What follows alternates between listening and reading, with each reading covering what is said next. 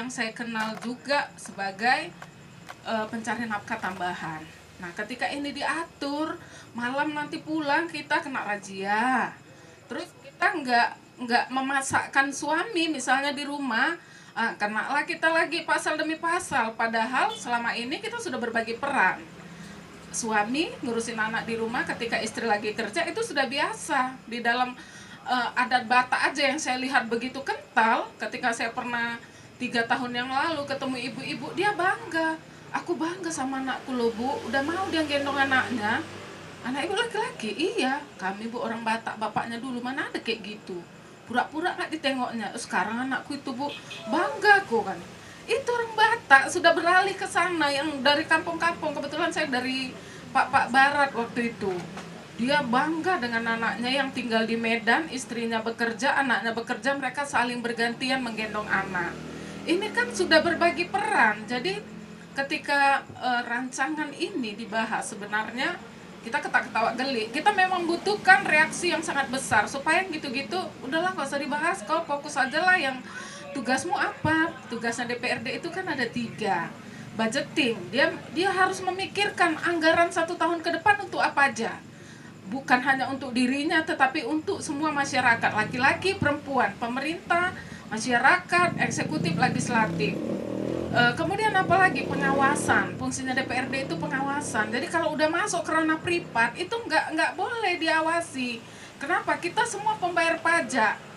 Siapa yang membayar listrik, dia sudah membayar pajak untuk negara ini. 1 rupiah saja dia sudah membayar gaji-gaji anggota dewan dan kepala daerah. Siapa yang makan minum di restoran, dia udah ikut serta membayar retribusi, ikut turut serta menggaji DPRD Kota Medan kok di sini dan Wali Kota Medan.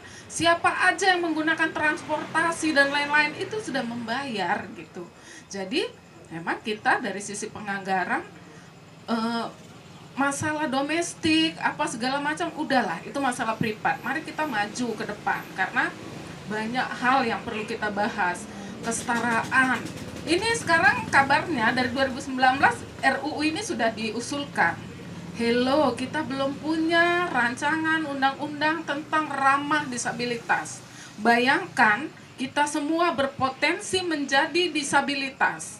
Kita kalau panjang umur tua, kemudian jalan susah, kalau tidak diatur tentang ramah disabilitas, gedung tidak bermasalah, bertangga-tangga, mau apa, dia nggak akan memikirkan bagaimana orang tua kita yang memakai kursi roda. Itu prioritas, tapi tidak dibahas. Banyak sebenarnya yang penting, tapi karena ya mereka memikirkan urusan pribadinya, urusan partainya, dia lupa. Ini kok dari sisi anggaran, pembahasan undang-undang ini dia memakan biaya yang cukup besar. Nanti dia studi banding, dia melakukan kajian-kajian, syukur-syukur dia sosialisasikan dulu untuk meminta pendapat. Tapi bayangkan berapa uang yang akan dikeluarkan untuk satu rancangan undang-undang yang nantinya mubazir. Masih ingat kan rancangan undang-undang tentang hukum pidana ya? KUHP kita itu sudah dirancang 10 tahun, 2 periode DPR, berapa ratus miliar sudah habis. Lucu-lucu isinya. Kenapa? Karena rata-rata undang-undang, perhatikan di DPRD Medan atau Sumut, pernah nggak kita diajak berbicara tentang ini loh APBD yang lagi kami bahas untuk tahun 2021? Pernah ada yang diajak nggak? Fitra Sumut aja nggak diajak, yang tugasnya selalu mengkritisi anggaran yang nggak berperspektif orang miskin, nggak berperspektif konon lagi ya mau cerita rumah tangga. Tidak. Kenapa begitu? Sebenarnya kita sudah memfasilitasi uang yang banyak untuk DPRD. Rumahnya kita bayar sewanya. Perjalanan dinas dalam seminggu ada 2 kali. Bayangkan kalau kali 3 hari atau 2 hari, kapan dia berkantor di DPR? Untuk apa? Untuk peningkatan kapasitas dia. Untuk apa? Mencari solusi-solusi yang ada permasalahan di kita di Kota Medan ini. Ini contoh Medan, Sumut, dan sekitarnya. Jadi sudah kita fasilitasi dengan uang yang banyak. Bayangkan kalau APBD Kota Medan 6 triliun. 6 triliun dibagi di 21 kecamatan. Terus DPR-nya cuma mikirin kasur, sumur, istri-istri di rumah, anak-anak di rumah, itu kok sedih kali gitu. Jadi bayangkan lagi APBN berapa triliun yang nanti dibahas, orang udah sibuk ya kan, penyelewengan dana di sana di sini, transportasi bagaimana, kondisi kesehatan gimana, masih mikirin rancangan undang-undang yang sudah ngurusi masalah privat. Ini harus kita lawan. Jadi sebagai mama-mama, sebagai perempuan, juga sebagai laki-laki, ini udah nggak keren. Kita udah milenial, udah masuk pembagian peran setara. Nanti kalau masalah kajian agama silakan tanya ke Pak Irwansyah. Tapi kalau dari sisi anggaran, ini merugikan, sia-sia ngabisi waktu. Tapi harus kita lawan. Kalau kita biarin, muluslah dia melantai di DPRD, diketok palu, menghapusnya lagi susah. Merubah sedikit aja, prosesnya sama, uangnya sama banyaknya. Jadi saya berharap memang kita semua, terutama mahasiswa, kalian harus aktif dan berada di depan. Setiap sesuatu yang nggak masuk akal ributi. Kalau enggak, masuklah niat-niat yang baik atau tidak baik dan melandailah dia di sana.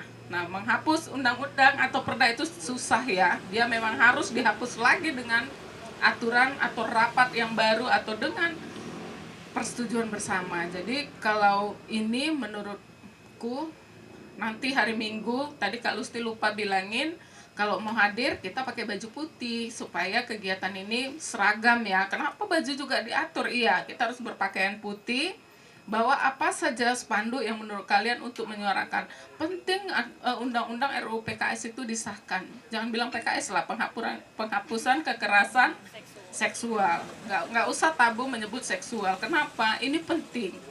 Bayangkan nanti baca ya draft RUU PKS itu, menurutku itu sangat penting terutama bagi kita perempuan, bagi generasi kita, bagi semua orang. Itu aja. Salam transparansi. Oke, terima kasih Kak Ruri atas penjelasan singkatnya. Nah, saya akan kembali menjelaskan bahwasannya RUU Pertahanan Keluarga ini, RUU KK ini adalah sialnya itu banyakkan penggagasnya itu adalah perempuan.